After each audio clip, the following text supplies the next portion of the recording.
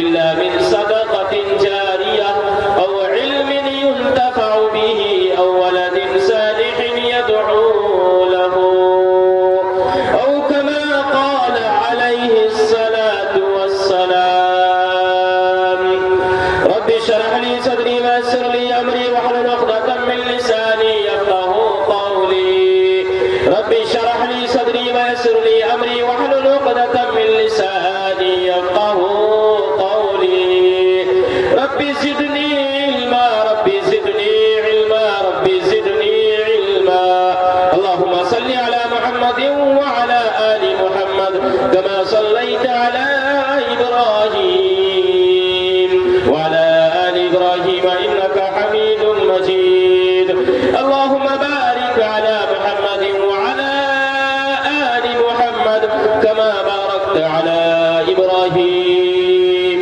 وعلى آل إبراهيم إنك حميد مجيد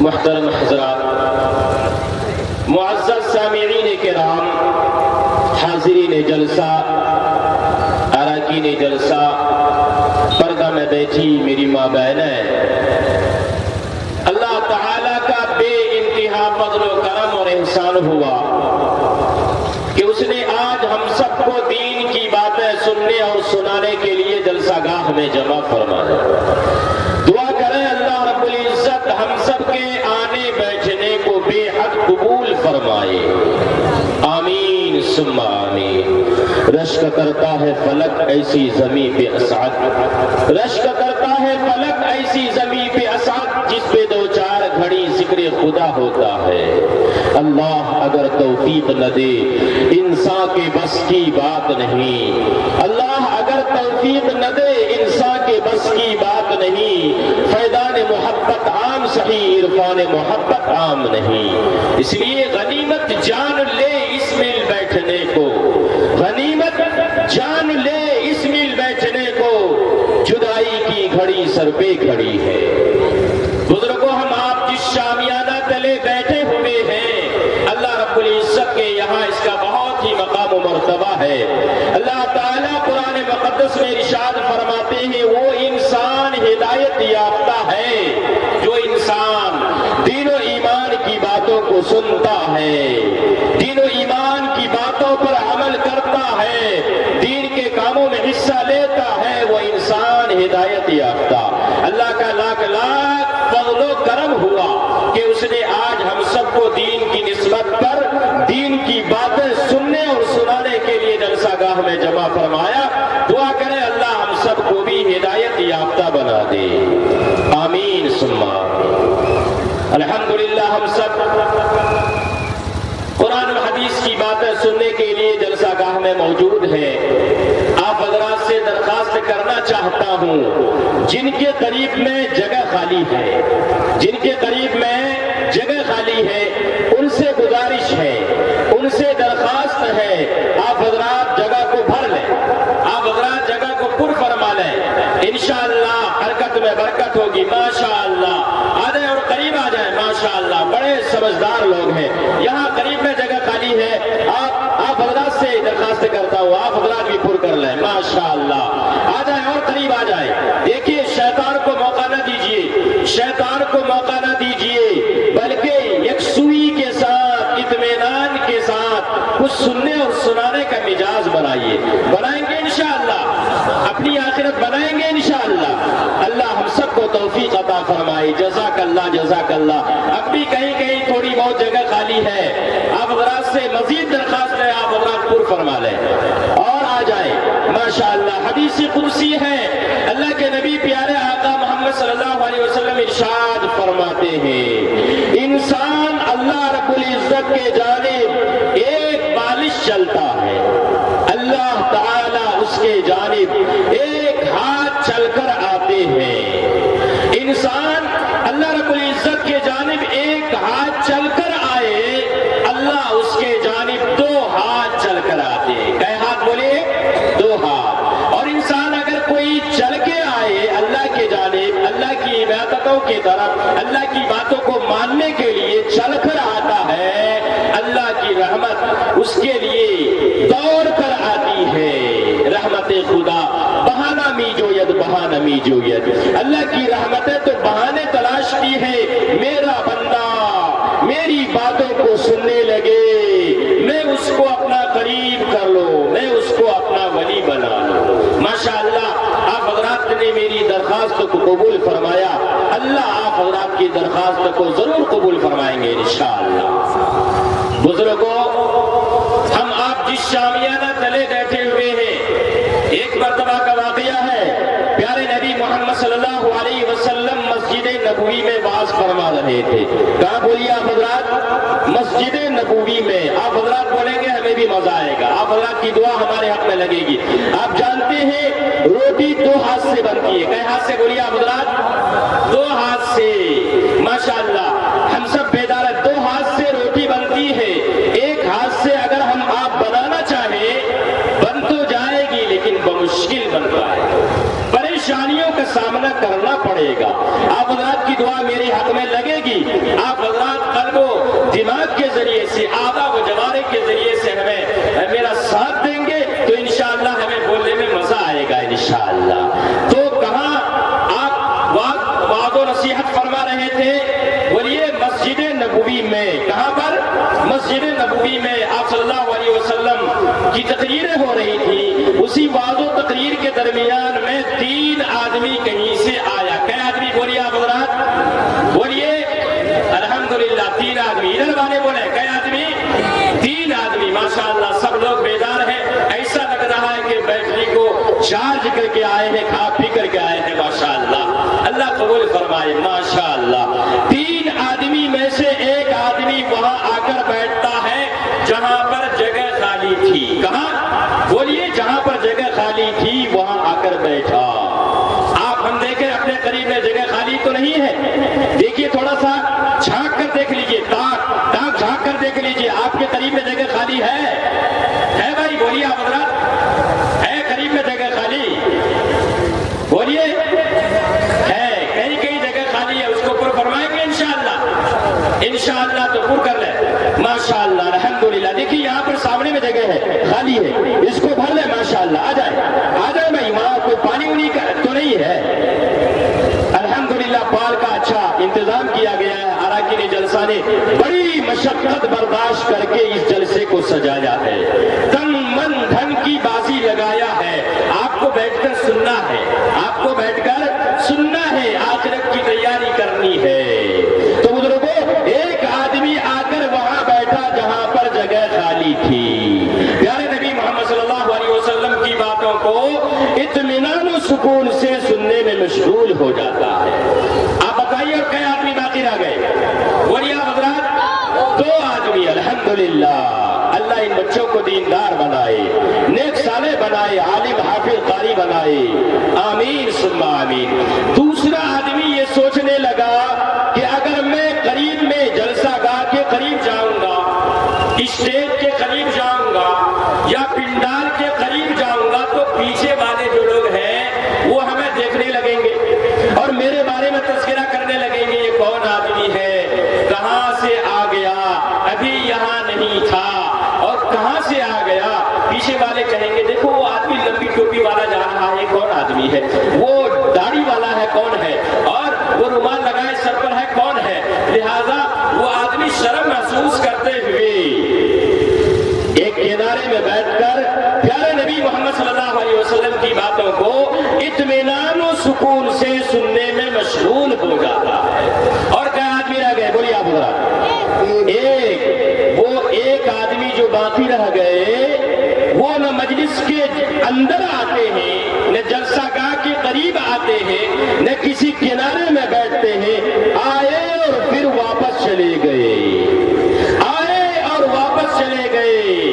جیسے آج ہم سبوں کا بھی حال ہے. کچھ لوگ آتے ہیں تقریر سننے کے ارادے سے، کچھ لوگ آتے ہیں علماء سے ملاقات کرنے کے ارادے سے، کچھ لوگ آتے ہیں جلسہ دیکھنے کے ارادے سے، کچھ لوگ اس ارادے سے آتے ہیں کہ جا کر دیکھیں گے کون مولوی صاحب، مفتی صاحب، مقرر صاحب، چترویدی صاحب، کن کا بیان اچھا رہا، لہذا اس کے بارے میں کچھ تبصرہ ہونا چاہیے. تبصرہ کرتے ہیں. کچھ لوگ ہم میں سے ایسے بھی ہیں جو چائے پان کی دکانوں میں چائے پان کھا لیتے ہیں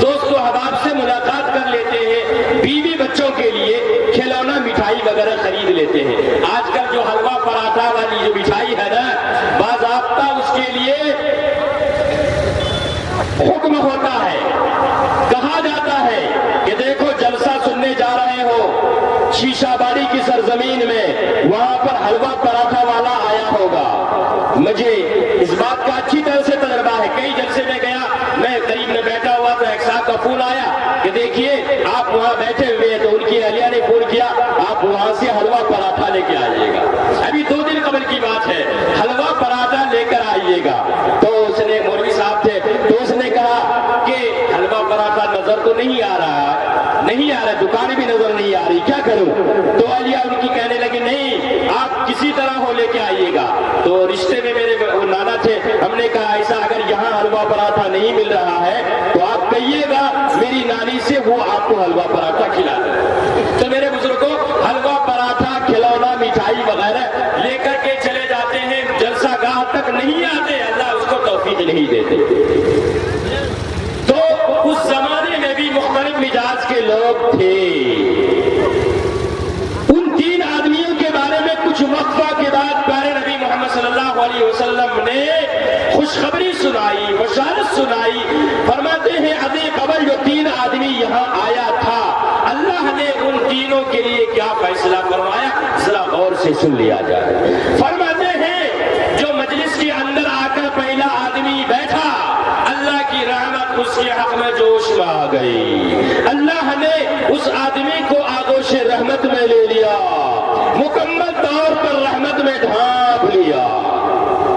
دوسرا جو کنارہ لے کر دین و ایمان کی باتیں سن رہا تھا، پیارے نبی محمد صلی اللہ علیہ وسلم کی باتیں سن رہا تھا، شرماتے ہوئے سن رہا تھا، لہذا اللہ کی رحمت اس کے حق میں شرماتے ہوئے آتی ہے کہ میرا بندہ میری باتوں کو سننے کے لیے اگرچہ جلسہ گاہ کے اندر نہیں آیا، ایک کنارے میں تو دین ایمان کی باتیں سنا، اللہ کی رحمت اس کے حق میں شرماتے ہوئے آتی ہے اور اسے بھی آغوش رحمت میں لے لیتی ہے. اور تیسرا جنہوں نے دین و ایمان کی قدر نہیں کی، آئے اور پھر واپس چلے گئے، اللہ نے اس آدمی کو اپنی رحمت سے بہت دور فرما دیا. قدردانوں کو اللہ دیتا ہے دین، قدردانوں کو اللہ دیتا ہے دین، اور ناقدروں سے ناقدروں سے لیتا ہے چھین. اللہ تعالی ہم سب کو ایسے جلسوں کی قدر کرنے کی توفیق عطا فرمائے، علماء کرام کی قدر کرنے کی توفیق عطا فرمائے، قرآن کریم کی قدر کرنے کی توفیق عطا فرمائے. بزرگوں اس جلسے کو بہت بڑا مقام و مرتبہ حاصل ہے. نوجوانان شیشہ باڑی مبارکباد کے مستحق ہیں. بزرگان شیشہ باڑی مرد و عورت جن جن لوگوں نے اس جلسے کو تن من دھن کی بازی لگا کر سجایا ہے، ان کے لیے بشارت و خوشخبری ہے کہ آپ نے اس جلسے کو سجایا اور اس جلسے کو اتنا بڑا مقام و مرتبہ دیا کہ اس جلسے کو کا تعلق ہے قرآن کریم کے ساتھ، اللہ کے کلام کے ساتھ. کیونکہ آج کچھ دیر کے بعد آپ اس حسین منظر کو دیکھیں گے جہاں پر حفاظ کرام کے سر میں پگڑی باندھی جائے گی، علماء کرام مشائخ اعظام آئیں گے، ان کے سر میں پگڑی باندھ دیں گے، اور پگڑی اس لیے باندھ دیں گے کہ کیونکہ انہوں نے قرآن کریم کو، اللہ کے کلام کو اپنے سینے میں بسا لیا ہے. اس کے لیے بشارت ہے، خوشخبری ہے. کل قیامت کے دن کہا جائے گا حافظ قرآن سے کہ تو پڑھتا جا اور چڑھتا جا، پڑھتا جا چڑھتا جا. ان کے والدین کو قیامت کے دن نور کا ایسا تاج پہنائیں گے جس کی روشنی آفتاب کی روشنی سے بھی زیادہ ہوگی. اللہ اکبر کبیرہ، آفتاب کی روشنی سے بھی زیادہ ہوگی.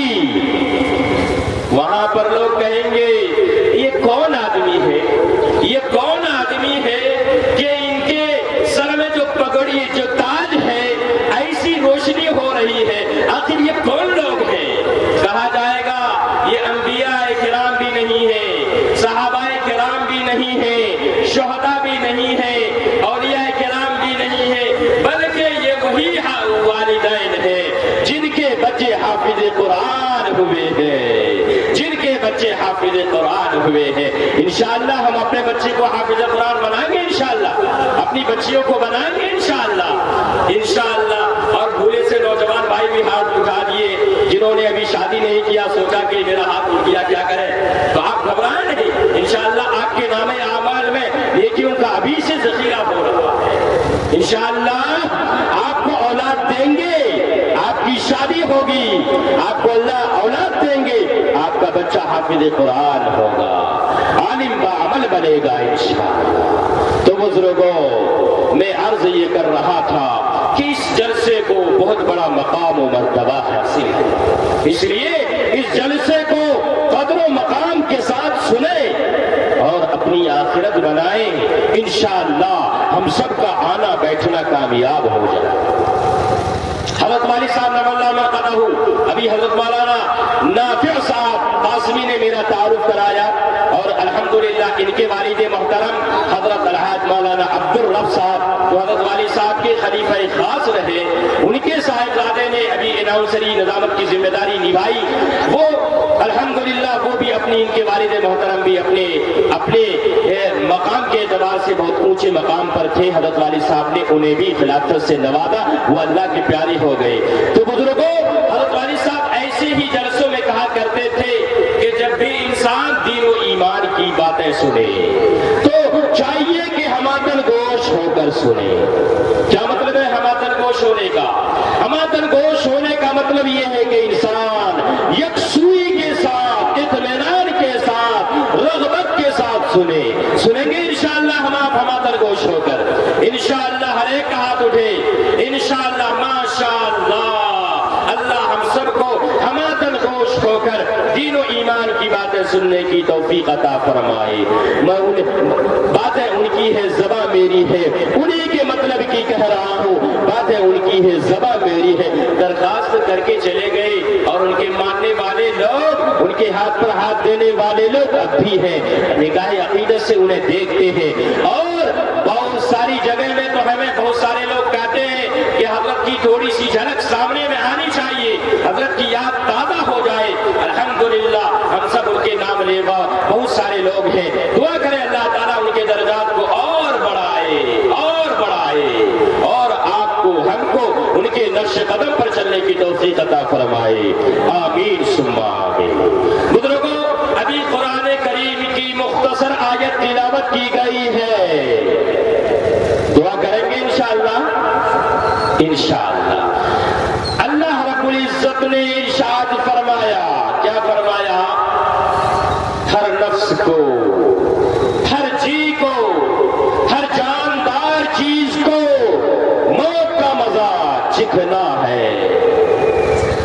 اب سوچئے گا حضرات، ابھی ہم جلسہ نہیں سنے ہیں، ابھی دستار بندی ہونی ہے اور اس سے پہلے موت آ رہی ہے، کیا کریں کہیں موت نہ آ جائے۔ تو میرے بزرگوں، یہ موت کی تیاری